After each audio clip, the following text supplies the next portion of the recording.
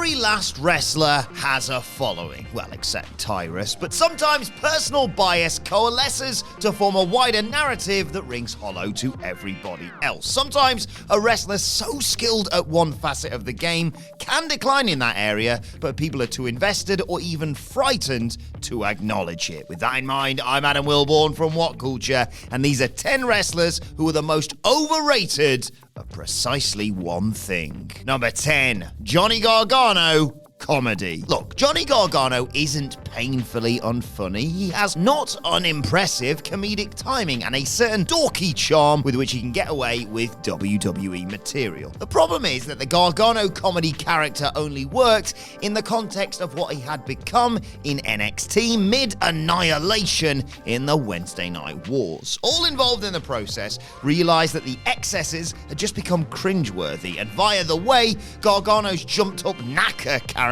worked in stark contrast. It was light relief from the most humorless histrionic material imaginable. The problem now is that this version of his character, still inexplicably bloody named Johnny Wrestling, has rocked up on Raw, the effect of which is unflattering and alienating. Just getting back between the ropes, lads. Number 9, Braun Strowman, playing the agile big man. Braun Strowman is good at what he does in short, big, dumb, fun bursts, but the idea that he's an agile big man is just a bit wrong, isn't it? I mean, he's not the great Khali or anything, but then again, that's kind of a low bar. Strowman isn't one of the most agile and dynamic modern hosses. I mean, Lance Archer is better at wowing crowds with outrageous feats of which he has no physical right. Jeff Cobb is 100 times the worker, and Keith Lee, despite being past his physical prime, is so talented at a core level that he can work great matches whilst carefully measuring his jaw-dropping high spots. Strowman, meanwhile, runs around the ring in an inelegant, almost comedic way. I mean, nobody expects him to be Vader, but they do talk about him like he's Vader, and, well, he's not Vader. Please don't hurt me, Mr. Strowman. Number 8, Andrade being a top star. Andrade played the entitled playboy dickhead to perfection in CMLL. He was one of the best woke rate guys in the 2010s. His NXT TakeOver Philly match with Johnny Gargano was a lung-busting squelcher that hit as hard in the ring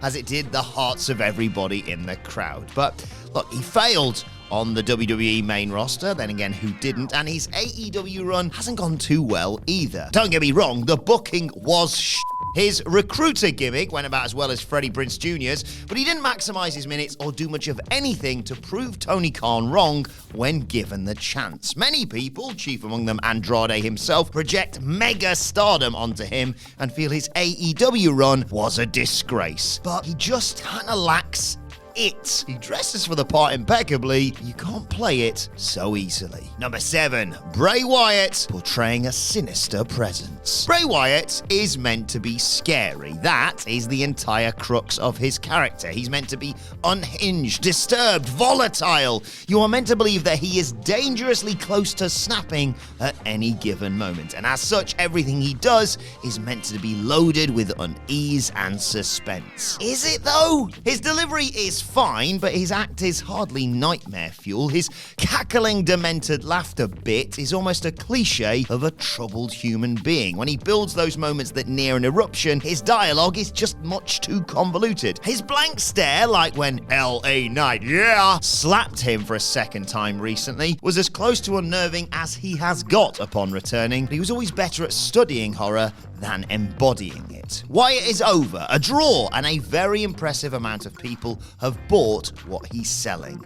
Even Nails was scarier. Number 6, Will Ospreay working classic matches. Now, there is a potential misunderstanding to preempt here, and me and Will have got a bit of history, so I should explain. Will Ospreay, whether you like the man or not, and I quite do, despite how he feels about me, is a phenomenal professional wrestler in every aspect of the in-ring game. Execution, storytelling, drama. But, and this is through no fault of his own, he's been unable to do this in New Japan for a number of years now because the fans were prohibited from cheering and reacting without inhibitions. It's harsh, particularly since New Japan, albeit under duress, are doing the right thing. But what truly marks a classic wrestling match is the definitive feeling that you've just watched something undoubtedly special.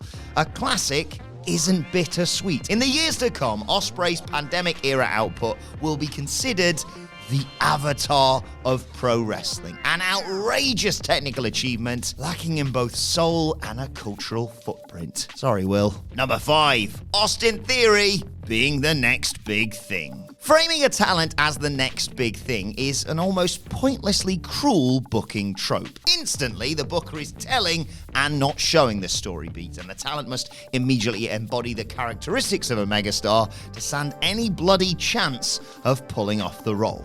Now, Austin Theory is the latest character to be saddled with this tag, and is he really the future face of WWE?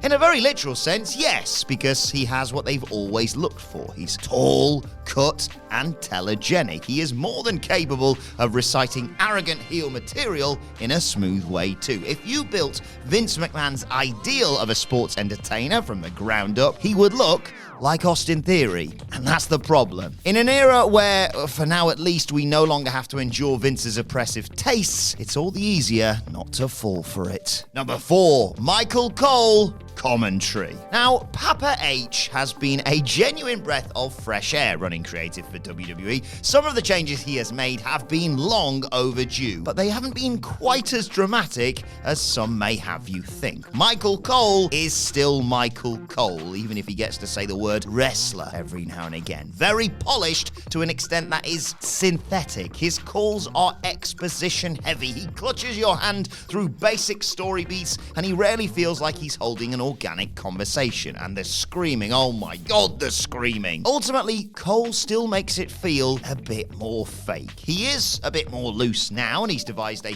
cheat code of referencing smaller promotions to put over a wrestler's background, but the only appreciable difference is that he sounds slightly less like there's a weapon poking in his back. Number 3, Edge promos. Edge is a very good promo. His delivery is tremendous, often quite funny, and he generally cuts a major league presence. As a heel, he has that evil glint in his eyes, and whilst it's exaggerated, his hammy approach to the role works very well in the context of WWE's broad theatre. Since he returned, however, it was as if he was trying too hard. Edge's bulging forehead vein and spittle froth delivery is almost a parody of intensity, and at times he seems to audition for a role in a film with his Kubrick stare. And again, the lighting and the staging ruthlessly undermine the notion that his spiels are authentic things meant to be taken very seriously. He was far better as the ultra-cocky, uncaring bat. Number 2, FTR bringing back old school wrestling. FTR are an excellent tag team, and I'll leave it to the comments section